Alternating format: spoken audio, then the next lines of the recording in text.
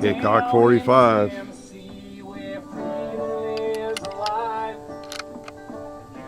Shots ring from the woods. Hickok 45. Life is good. She's around and he probably should. There's comments here in Nashville neighborhood. Life is good. He's always shooting down Model 70.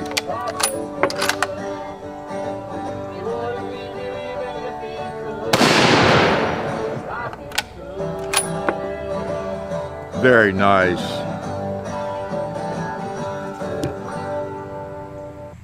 Yes, thank you, Steve Lee. Hickok 45, your internet shooting companion, coming to you from the beautiful hills, leafy hills, green leafy hills of Tennessee, home of Alvin York, Greg and Jeff Quinn, and lots of other people, and then also quite a few aunts and uncles and ticks and bees and, you know, birds and rabbit and deer, which you have seen on the range a few times, haven't you? If you've seen all the videos, well, for one, you deserve a medal, but for two, you have seen quite a few deer walking through the range. It's really, it gets humorous at times. There have been 2-3 occasions, I don't know, on video, 2 or 3, I guess, then not on video because I live here and don't always have a camera going in the evening and trying to take a couple of shots or just looking out over the range. And just the other day, in fact, John and I were out, I think we'd finished up videos or between videos, whatever we were doing. There was one came right up almost to us. They're walking around, and there were two, I guess the children of the deer. They were pretty good size, but they were, I recognized them because they were brown just like the mother. But they were running up and down the gully down there and, you know, behind the range and, you know, between the gully that runs between the shooting table and the first hill, and just back and forth, and I mean flying, you know, really.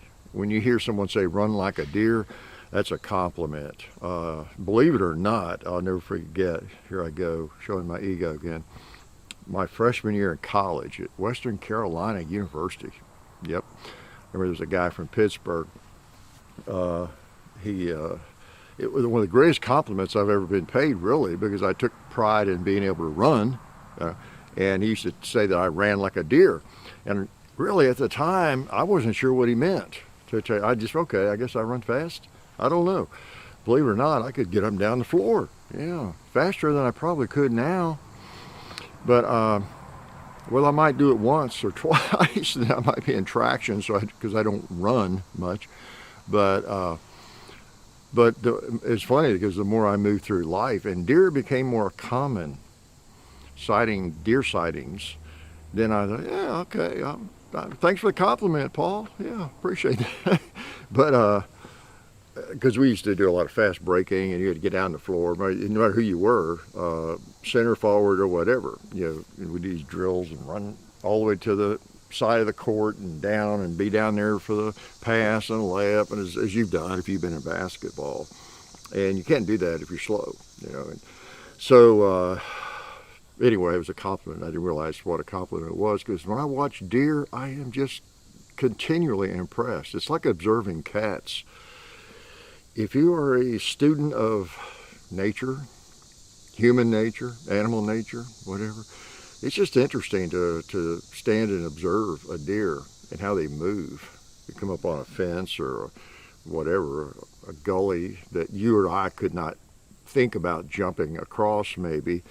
They, like a cat almost, you know, they're just across it all of a sudden. It's like effortless. A cat is the same way, isn't it? Even if you don't like cats. Goofy slamfire amazes me. We've got a railing on our porch, you know, typical 4-inch railing or less, you know, the top of it around the house. And I go out there and I'll be, I don't know, looking out on a range or something, or eating a bowl of ice cream, whatever I'm doing. And he's around, doesn't like being ignored. And all of a sudden, there he is up on the rail. I'm just right there in front of me, you know. And at certain places, now some places it's only 4 or 5 foot drop to the ground, but I go over the drive, it's, I don't know, it's just 10, 15 feet, you know, if you fell off that onto pavement. It doesn't sound like a long way, but think about it. And he's just up there, and he'll even let you pet him. You can grab him, pet him a little bit.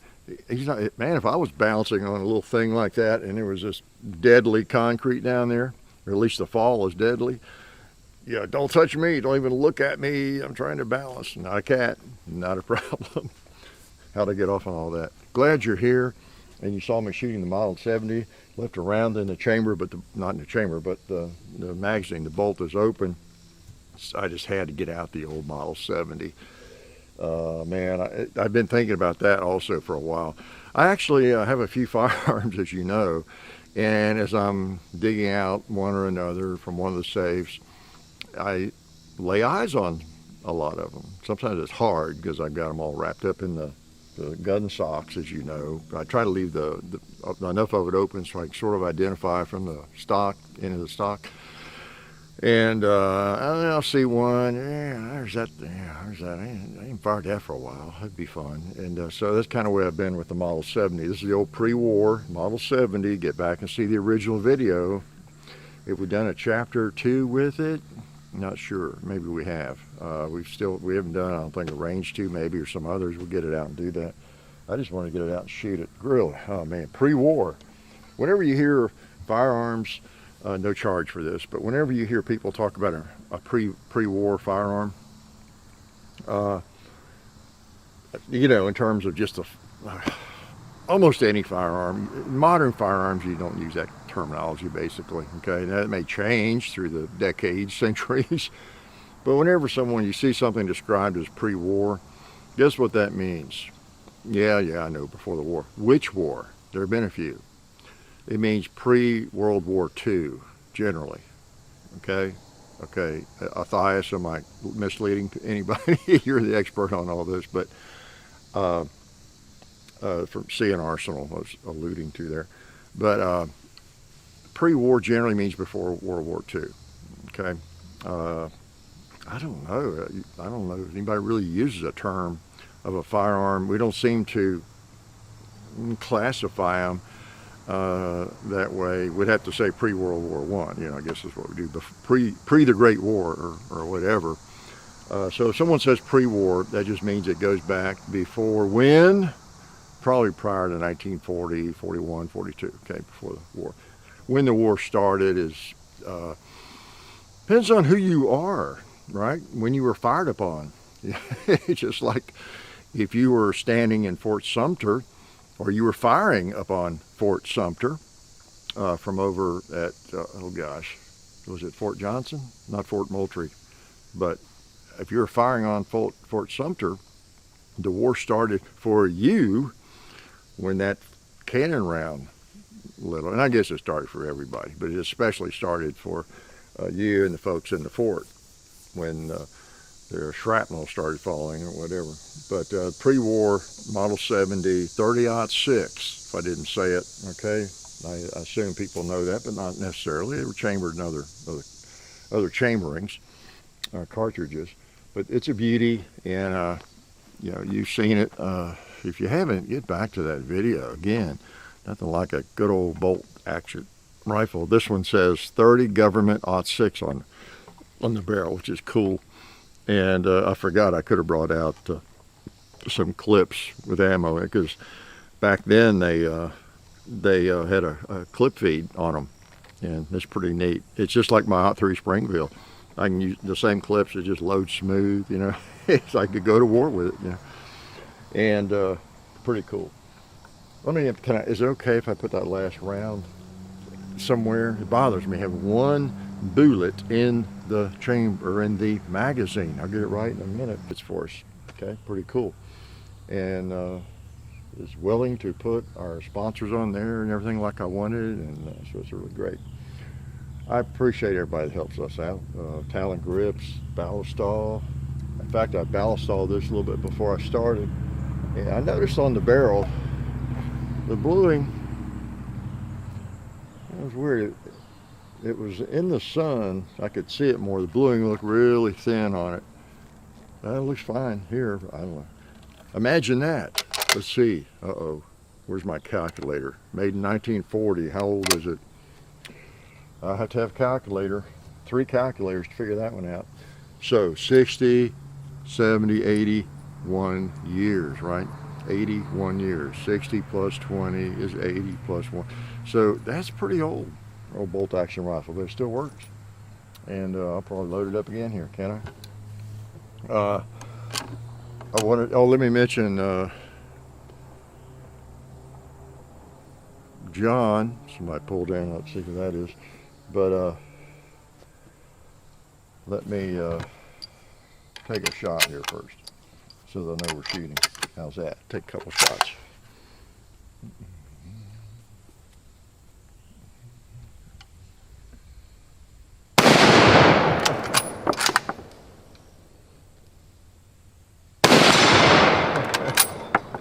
Not bad, huh? Not bad. Not bad. Where's my, I don't have a remote. I'm sorry. I'll have to turn it off and start again, see who drove in. Hey, I'm back. Did you notice I was gone for like 20 minutes? Could you tell? Probably not, could you? Right? Unless you're really good at reading the light and the sun and all that sort of thing, which some of you might be pretty good at. See, I thought it was a police car. I wasn't sure. And if they wanted to arrest me, you know, I just didn't want to have to walk all the way over here, you know. Actually, there was a local deputy stopped by to show me a gun he had bought and see what I knew about it and some things like that. So that was good. That was fine. It's good to see police officers who are actually into firearms, because it was an older gun, older Browning high power, World War II. In fact, speaking of pre-war, this was during the war, I think. There's all the German markings on it and everything. So, but I'm not an expert. People think I'm an expert in all these firearms, and I'm not. I'm an expert in liking them. You know, the firearms that I buy, own, collect, or shoot, that I just like them. And I learn, and I do enjoy, thoroughly enjoy learning about them. But I'm not like that guy that is a German Luger collector, you know, that you see set up at large gun shows and is an encyclopedia for Luger firearms, you know, Luger, L-U-G, or Luger 9mm. I'm not that guy. Even with Colt single actions, I know a fair amount about them, but I'm not that, I'm not nerdy enough about them. I just enjoy them, and I do like to learn about them, but I don't feel like I'm being neglectful if I don't know everything about them and keep it up here in my brain. So anyway, little break there. So I lost track. Yeah, you're lucky if I did, right? I think I mentioned, well, let's see, I did a posting on Instagram, the real Hickok 45, about the Tennessee Firearms Association event this weekend. That was great. Saw some of you there, met some of you for the first time, and that's an auction, and someone bought. You'll be happy to know, I told you all I donated the Ruger Security 6, the one I had bought, I don't know, 4 or 5 months ago. Did a video with the blue one.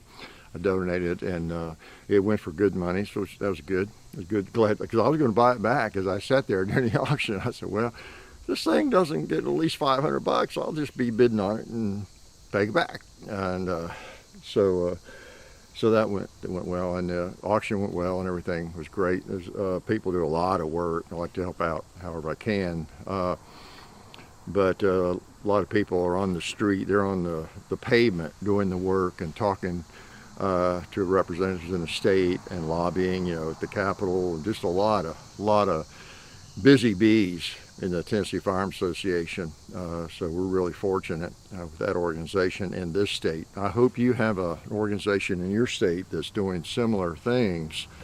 As I often say and have said for years and years, try to join your state organization. You know, back doing the radio shows and shooting the breezes, I would mention this quite often. That's back when most of us, you know, liked the NRA and believed in them, and many people still do, and I'm not sure what to think, but But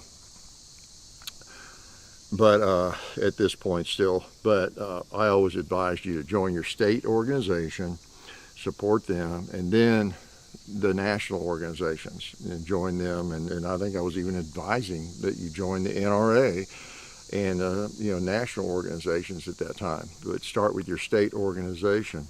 But because that's in a lot of cases where the work's being done, right? It's where the anti-gunners are attacking the most fiercely, at the state levels, it seems like. So that was a great event. Before I forget too, John has some comedy coming up. He always has some comedy coming up, but he just wants me to announce some of the bigger things. He will be in Chattanooga hosting at the Comedy Catch, okay? The Comedy Catch in Chattanooga. He'll be hosting all 3 days, all 3 nights, October 21st, 22nd, and 23rd. So if you're in the area, check out John. He'll be telling jokes and being the host of those shows. Okay, October 21st through 23rd. And one last word about the I Can't Breathe video we talked about last week. Again, most people got it. I wasn't I wasn't apologizing for taking it down, putting it back up. I don't want people to think. Even a troll, even a random troll for the most part, I don't want people to think I would make a joke out of that. That's the only reason I edited it a little bit. That's number one. That's the main point I wanted to make. I didn't make clearly last week. I rambled too much about it. But I don't want people to think I would do that. That's the thing. I'm not afraid of the trolls or anybody, of course.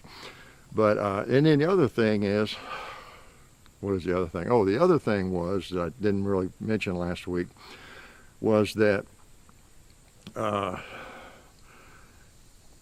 of you who saw the video, and of course I saw, the way I said it, I can see how it might be interpreted that way by people who don't know me.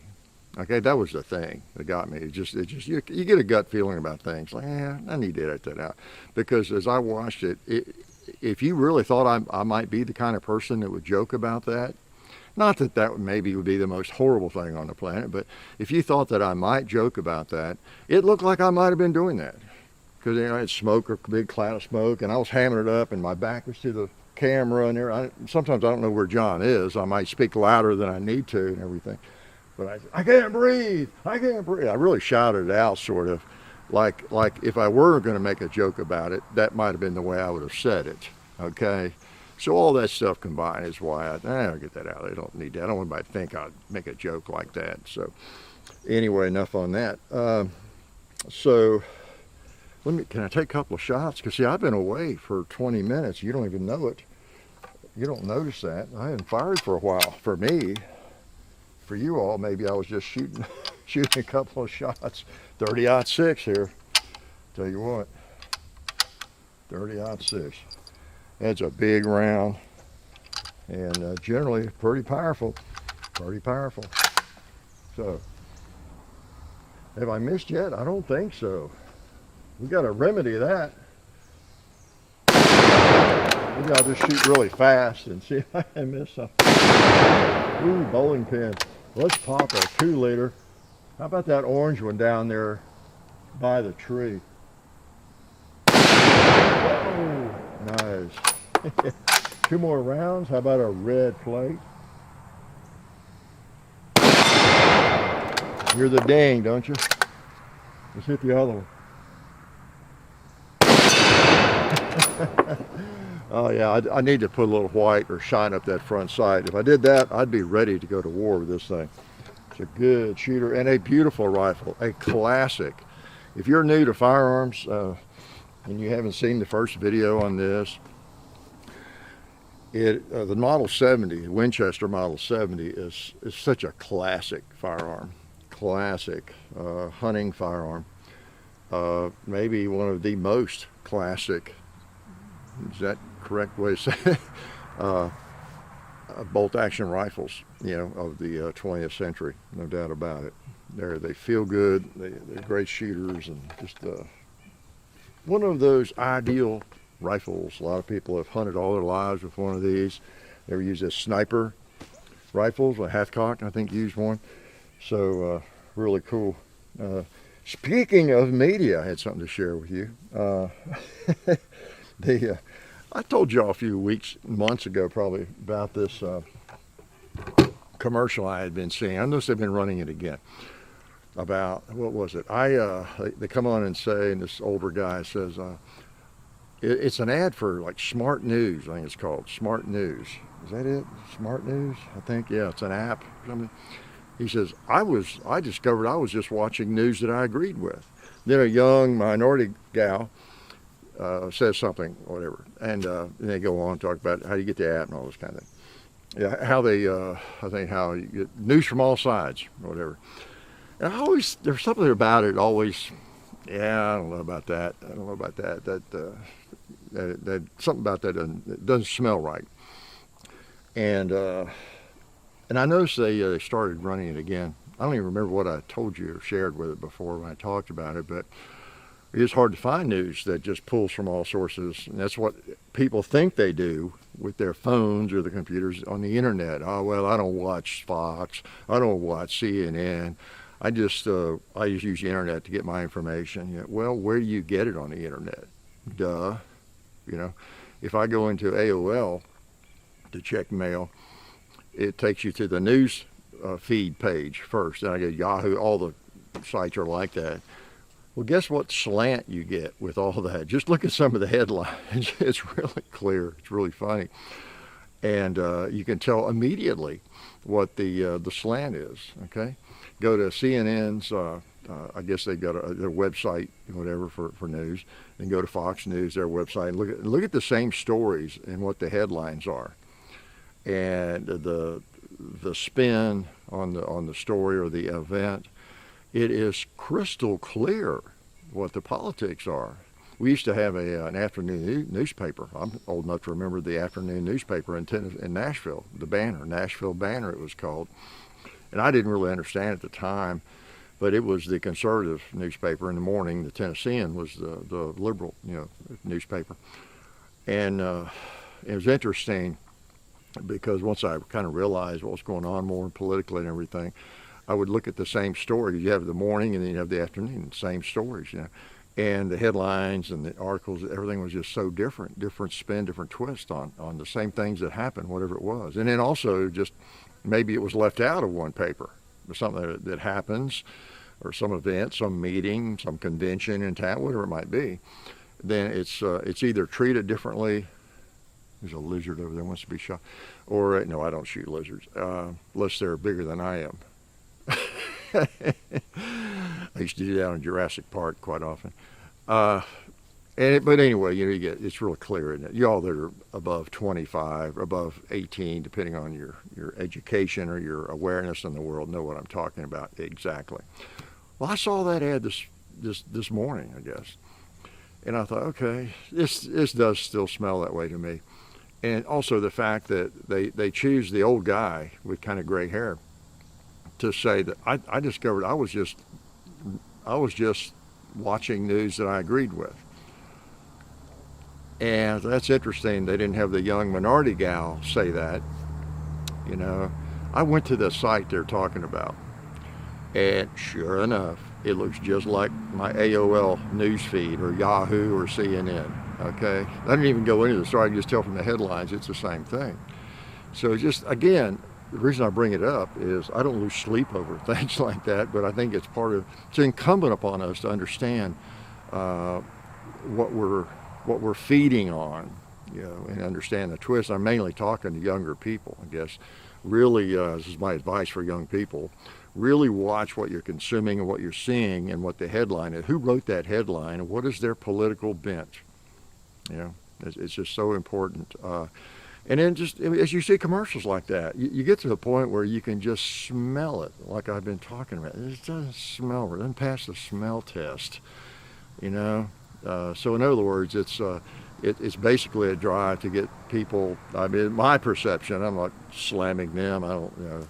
They're probably good people and all that, but still, it's kind of an attempt to. It's really a slam against people that might look at news that's more conservative or commonsensical or something. Now you need to be looking at the crazy news, the crazy spin on stuff, you're just looking at stuff you agree with.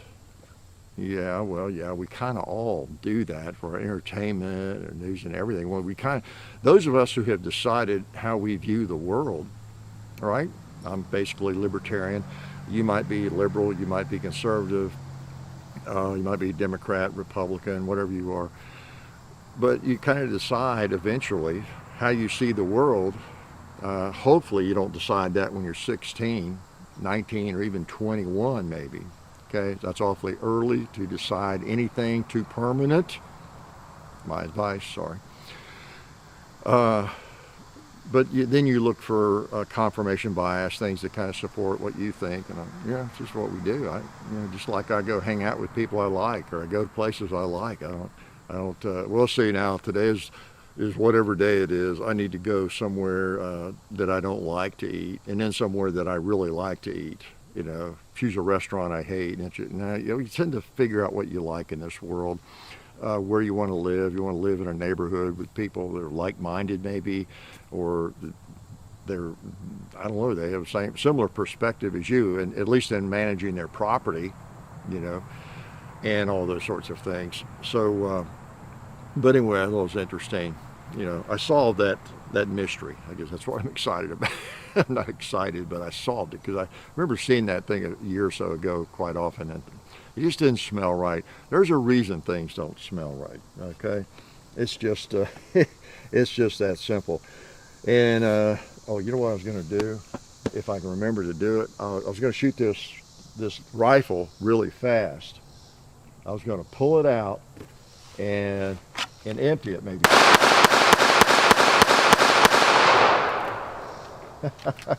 No, I just noticed, I remembered that I have not fired my,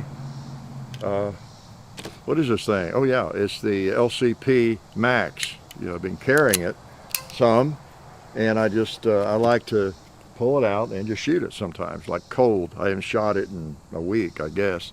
Just pull it out and shoot with it. And I was kind of trying to shoot low on that target, actually. I just wanted to shoot it because make sure they get in the dirt there. But yeah, you need to do that. You need to shoot your gun, and here's a few more I'm going to fire. Can I do that? This is my LCP. I've got the Talon grips on it, the Pro grips. I got it all out. I got mags for it, and let's put a round in that chamber and see if I can hit something like the cowboy. Now, how about this 2-liter? Woo! And how about one for you? Just get a feel for how it feeds, how it shoots, how it hits the sights, and especially with a newer firearm that you don't have. So now I put my carry ammo back in there, and I should have used the carry. I have shot carry ammo, and it does fine. So I thought I'd not spend $29 and shoot a mag or whatever it would be. So pretty cool. My little pocket, and I never know I have it when I'm carrying this. Kind of like my 642 Smith & Wesson. This is even lighter, I guess. Don't even know that I have it. So I've been biking some lately. I tell you, I had to have some work done on my mountain bikes and tires and things, and one of the wheels was in the shop. And while I was having that done, I just took my road bike. I dug it out. I've not been on my road bike, I think, since before I bought the Harley Davidson. And so maybe 6-7 years or more. Isn't it amazing how time flies? Because I used to ride it back here, the country road some, and I just, I don't know. The roads are so dangerous to ride a bicycle on, from my perspective. People don't see you, and it's understandable. I drive 30,000 miles a year, every year at least. I have averaged that for, gosh, like 30, 40 years. So I know bicycles, man, you got to watch, and you'll see them and all that. There's no room for them. People ride where there's no room. There's no shoulder. So I don't want to be that guy, that's just riding along dangerously on roads that really almost too narrow to be biking around on. I mean, you have the right of way as a biker, bicyclist, okay?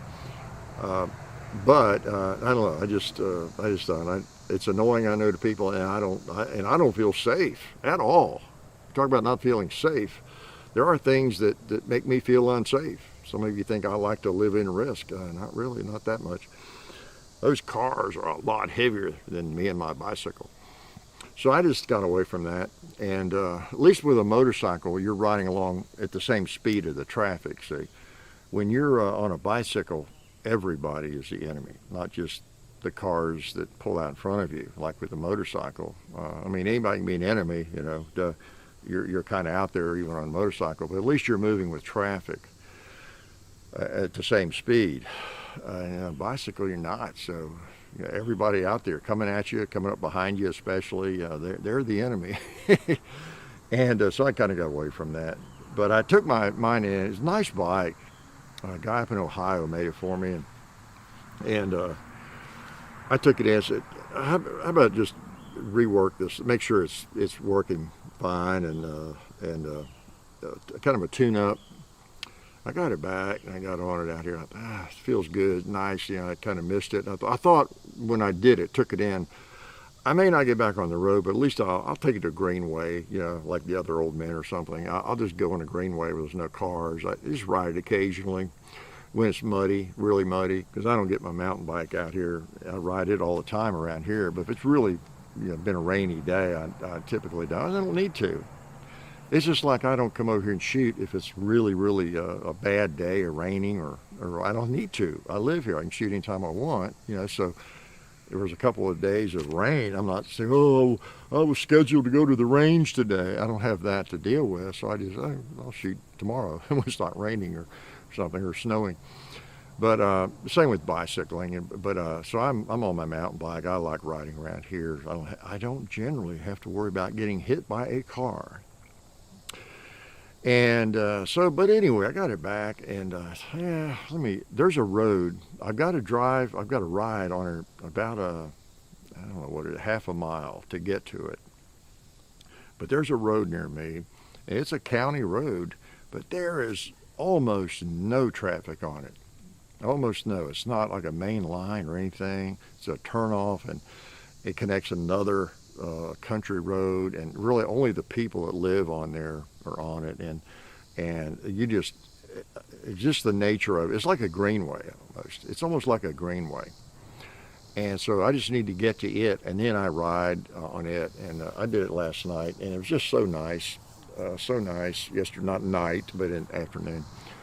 You really need to get out on it in a place that is not highly traveled at all. I mean, I could ride on that road I'm talking about for 3-4 miles, and it may just be 3-4 miles long, but I'll come back, you know, around. I might not see a car for maybe the whole time. So it's like your own private greenway in a lot of ways, and people who are riding are not flying through there, and they can see you, but it's really nice. There's like never going to be like cars coming both ways. That'd be extremely rare, and you're in the way or anything like that. But it was just really neat. And in the fall, I love it around here where I live. The people down here grow. I say down here because up in Kentucky, we raised burley tobacco. In fact, we did, you know, for several years when we lived in the country. I did all the work. I know all about raising tobacco, burley tobacco, everything from the seed beds to weeding them and suckering the tobacco, topping it, hoeing it, all by hand, and cutting it and hanging it in the barn, and then getting it down and stripping it, you know, in the fall and the winter, standing for hours in the stripping room, stripping the leaves off and putting them in the hands and all that, squeezing them down, and we take it to market. So I spent a lot of time doing all that, so I'm kind of familiar. It's probably why I like cigar. I just love that smell of tobacco. Well, they usually they grow a dark fired version here in Tennessee that I wasn't familiar with, and I don't know, it's just a little bit different. It looks different in the field even, and they hang it in the barn if you're not familiar with it, And then I don't know what they use, hickory, what kind of lumber they use, but they smoke it. It's like your smoker. So it's hanging in the barn. They close up the barn, and they have stoves of some kind, and I've actually never seen one. And they light those up and they smoke it. Generally, it seems like it starts in the evening, then through the night, in the morning. I guess when the wind's down or whatever. But I've got several barns around here, and I know when they're smoking. It's like it's in the woods. You know, the smoke comes through the woods, and it smells so good. My wife hates it or doesn't like it. I love it. It smells good.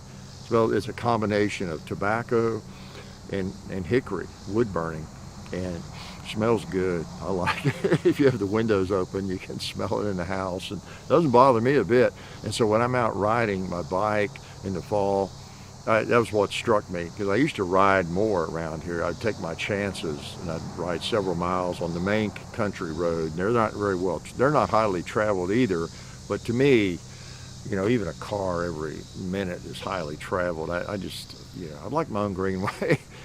And, but, you know, through parts of the county where I live, I'd pass several of those barns, and they look like they're on fire. I'm sure most of those farmers had people stop and, hey, your barn's on fire. And it's just a neat time to get out on the road and smell the smoke, smell the tobacco and the wood burning and the fall air. It's just very pleasant. Maybe I'll do a video. I don't want to carry the big camera.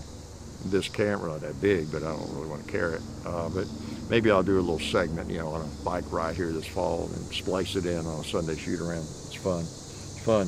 What else am I going to talk about? I'm going to shoot this gun again. I've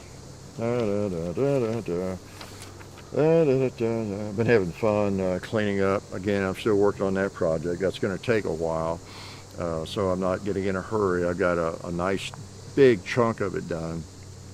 Still uncovering artifacts and different things from family, careers.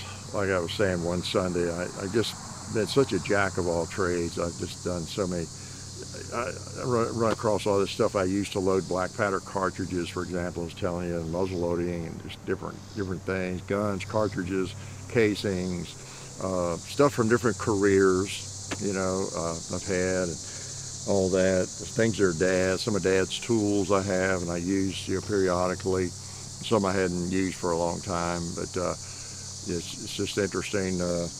It always reminds you, you know, things like that you want to make sure you hang on to. If your parents are old, grandparents or whoever, you know, things that they used a lot, you want to keep those alive, you know, alive, quote unquote. But it's neat to just keep using them. I use Dad's hammer. I use his axe, his double-bitted axe. I've got the better Grant's Brooks, but I've kept his axe. I've had that for a long time. I traded him out of it because I remember when he used to use that when I was a little guy, 10 years old, 5, and how he'd swing that thing. And you know, I have that, and you know, just various tools. He was a carpenter. And then he became business owner, and he was a superintendent on commercial construction jobs and that sort of thing. But he was a union carpenter, you know, for years. And I mean, he could do anything. Could build anything, fix anything. And yeah, I've been on jobs. And when I was in college, I worked for a summer or two. I worked with him in different, or you know, same jobs he was on. Didn't really work for him as much as maybe some subcontractor that he knew needed somebody, like bricklayer one year. I was a hod carrier. I carried the cinder blocks and brick and mortar and all that. And I helped build foundations, you know, one year, which was tough. Poured foundations. That was hard work. I'm sure back then there's a lot more manual aspects to it than there are now. But hey, he could do anything. He was always building something, adding on, and he'd do side jobs for people. He built some pizza huts, different, not the chain pizza restaurants, but that way for like a friend of his that had some of those up in Kentucky, just different things like that. He could do it. He could do it, whatever needed to be done. And so it's interesting. Like whenever, so I don't know, you probably have experiences like this yourself if you've lost grandparents or your parents. Like I don't really have to visit the grave sites. I do that occasionally, but I feel like I visit with him anytime I'm in a hardware store. I mean, to this day, I walk into a hardware store and I almost get misty-eyed, and sometimes I do. I mean, everything in that hardware store is something that I've seen him work with, things that I have not used even, or I know what it is, but I can't use it or don't have a purpose for it. But I mean, it's just like this incredible kaleidoscope of images come back to mind of him doing something with this, where it's the blue string striking the line, and just so many different things. The plumbing, wherever we are, because he could do it all. Whether I'm in the plumbing department, the hardware, the tools, he has a lot of that, and worked with it all the time. And I helped him with a lot of it. And I watched him with a lot of it. And so anytime I'm sawing a board or driving a nail, I mean, yeah, I'm just thinking of him, you know. So that's when I visit with, I guess, his memories. You know, and some of you probably have similar instances. It could be your mother or something. Whatever you're sewing, you know, you're visiting with her in a lot of ways, or a grandparent, you know, whatever it is. But just interesting going through all that stuff and all those tools, and that I still use. Not that I can use them well, but gosh, and that's pretty sad. And he could just literally do anything. And I mean, he installed a dishwasher here when we bought this house, you know, and it was going to add on. We added on, but he was going to build an addition for us, and we just never did get around to it. He even drew up the plans for us. We didn't do it, and of course, then he's gone, and so we later hire someone to add on. But I don't know where I was going with that, but it's. I was going to say, yeah, I mean, he could do anything like that. And he did not even have the internet, you know. I said, wow.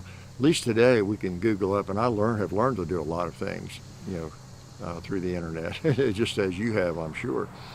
But he didn't have that access, so it's just amazing that he had all that knowledge. So anyway, been going through that and having a little fun, and clearing out some space for myself.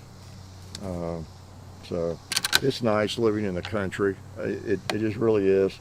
You know, living out here in a rural area. If you live in a rural area, I think anybody who lives in a rural area over the last 2 or 3 years has a much deeper appreciation for it, right?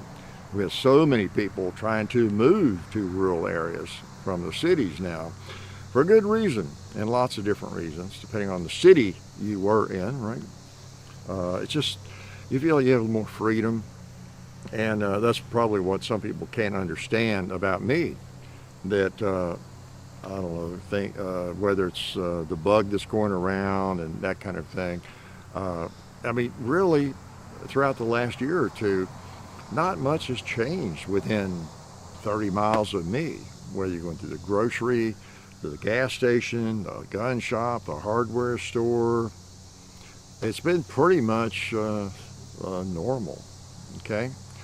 And so it's when I go to a larger city, or have gone to larger cities in other states and in different things, I go, wow, well, you're living in the twilight zone, you know. So it's the contrast that strikes people, I think, so much, because many of us live in rural areas, and or even semi-rural areas, or just in towns where the government is not into tyrannical power as much, you know. So it's a different world depending on where you live, who your governor is, and who your mayor is. It really is.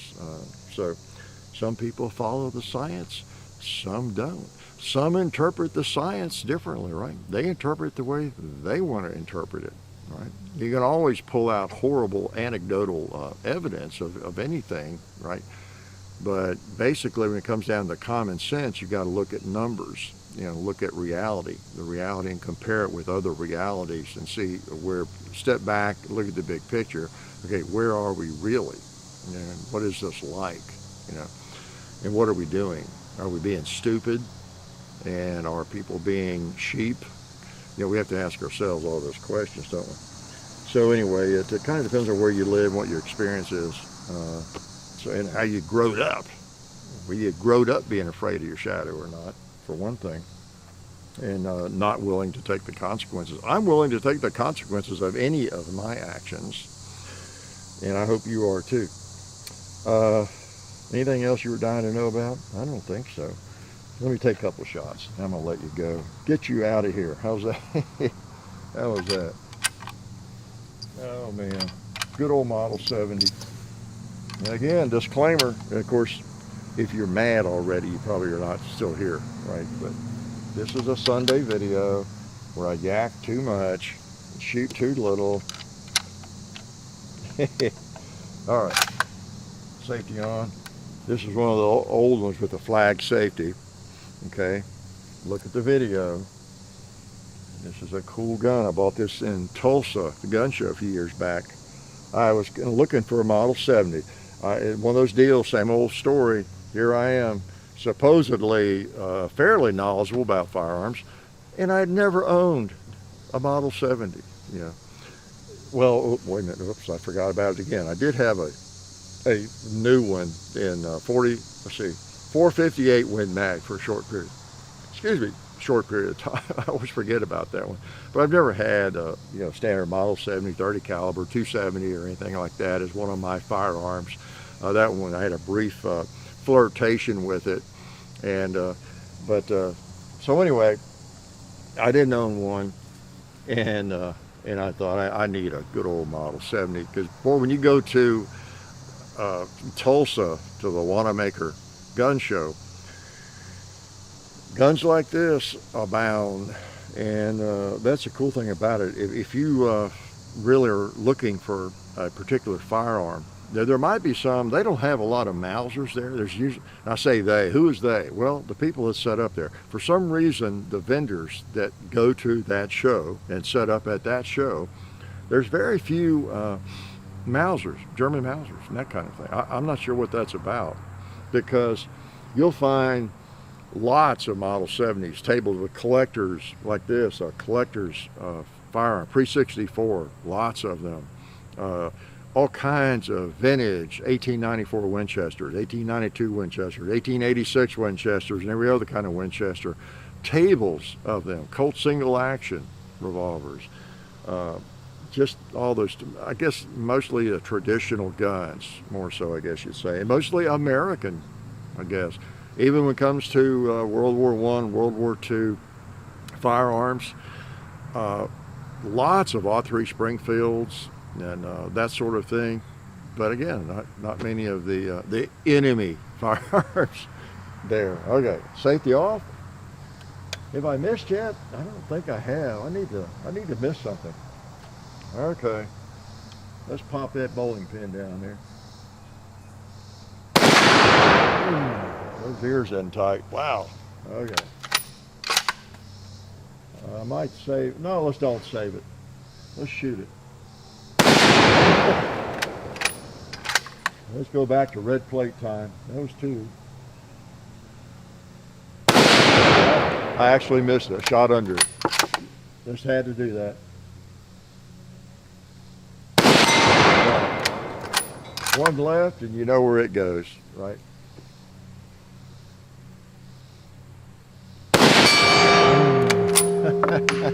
We don't want Mr. Gong to feel neglected. Yeah, so it was good to see y'all again. It really was. And it seemed like there was something else. Yeah, I don't know. Nothing important. Nothing y'all can't wait to hear later, right? I did hear it popped up, my phone. Again, here I am watching news I agree with. That's what happens, with your phone. You look at certain kinds of videos. Google knows what you like, So back to that commercial. It is true. We end up looking at stuff that we agree with, that we like. Duh. Kind of what we want, I guess, But anyway, at least after we get to a certain age and know how we think about things, we don't want to be annoyed by idiots or what we think are idiotic thoughts, right? When I'm looking for videos, if I'm looking for a gun, there might be people, I'm not gonna, that gun is interesting, but I can't stand to watch that person. That doesn't happen very often at all. But we just, like what we like. Life is short. Uh, so anyway, a video popped up. Dave Rubin, who is someone I really, really like, his podcast, and whenever I see a video, really, really sharp guy. If you're familiar with him, you probably see him interviewed, or him interviewing somebody. And it was a piece that popped up. It was an interview. I don't know, it was just part of the interview, I think, but it was him interviewing Tucker Carlson. And a very interesting piece. What was it? There was a hook on the title about, something Tucker doesn't have you wouldn't believe, or something like that. There was a little bit of a hook there to get you in. I forgot what it was.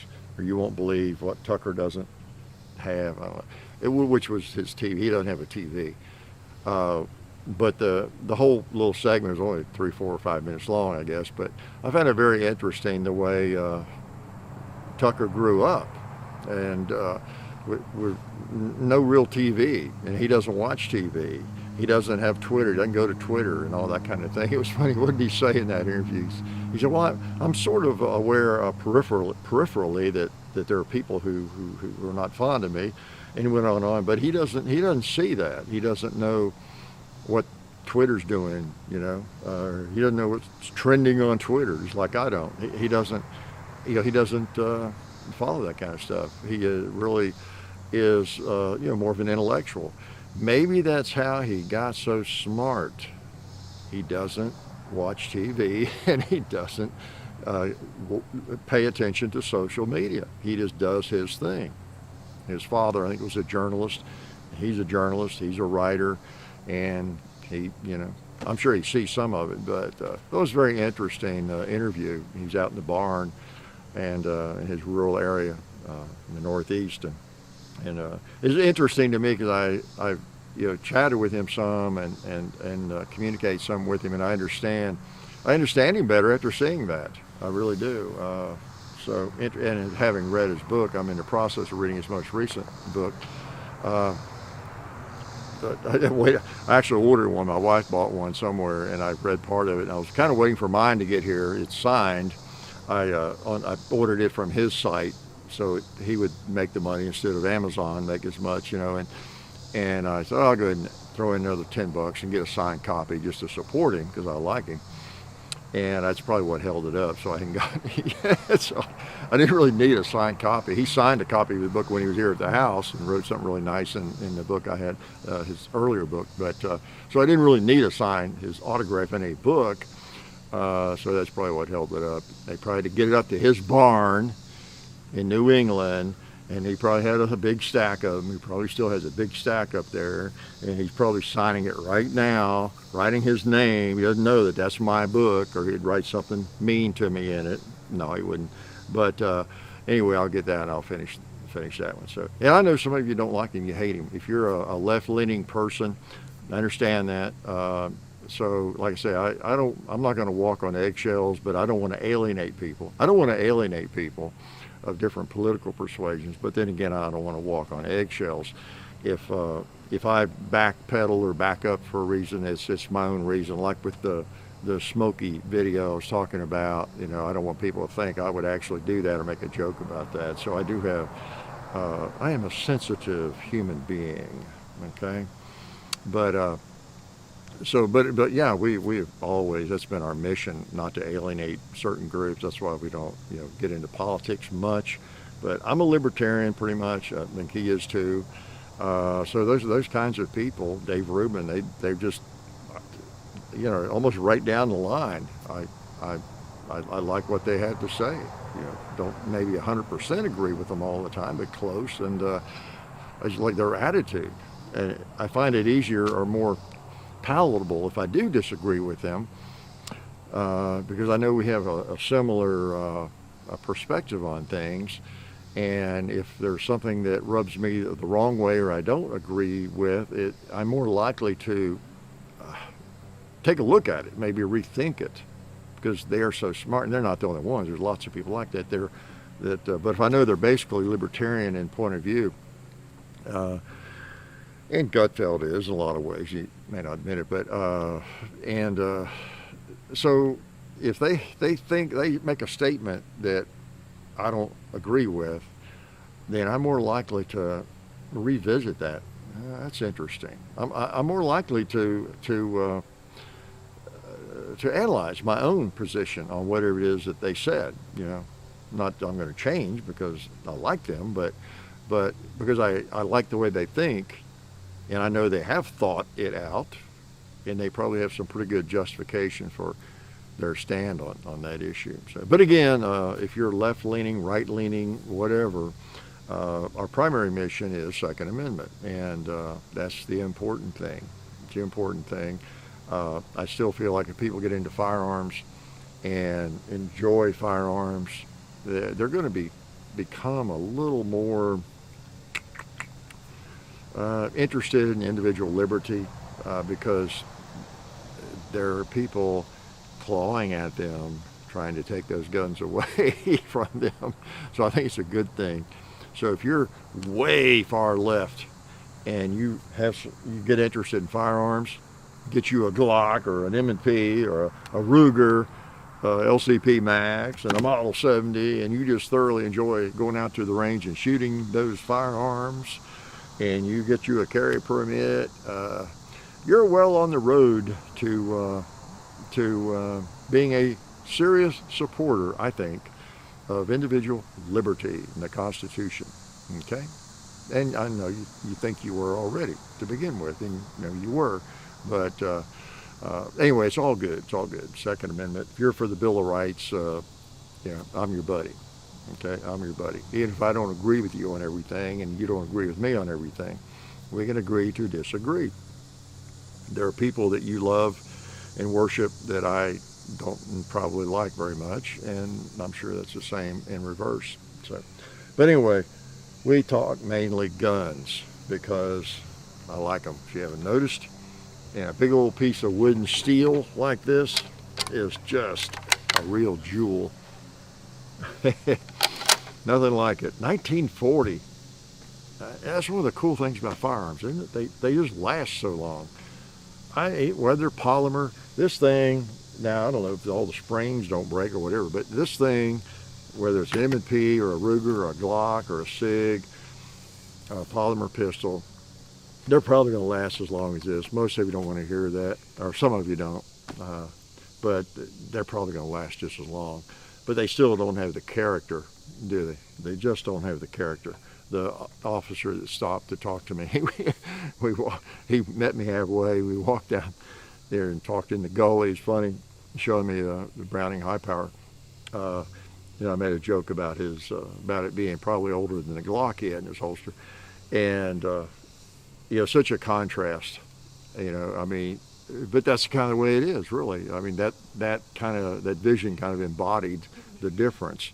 He was just really proud and interested in this firearm. Anything I knew about it, this old Browning high power, wood and steel. It wasn't even beautiful. It's in good shape, but not beautiful. And made in during World War II, I would guess. And so you got that on one hand. Looks like all original parts, even the magazine and everything. And then compare it with the Glock in his holster, that ugly polymer pistol. But for practical reasons, you carry something that is just going to work every time. Whether it's a M&P or a SIG or a Glock or whatever it is, it's a tool. It's a hammer. It's just like the carpenters you see working. Do anybody carry hammers anymore with all these nail machines? I talk too long, don't I? But it's like the hammer you have, in your little hammer holder on your belt. It's a gun. It's got to work, and it needs to be like a hammer. It can be ugly. It doesn't matter. And of course, at one point, that Browning was the same thing, carried all around the world, so many different countries. It was a hammer for a long time, and may still be in some countries, police forces somewhere. But it just has more character. It's wood and steel. It's old, old. And honestly not as reliable as a Glock with hollow point ammunition in it. That was my experience in shooting the Browning high power. Maybe not quite as ergonomic in terms of safety and all that, but pretty darn good and fits like a glove in my hand, you know. But given a choice for my hammer, I'll take a Glock 19 over a Browning high power.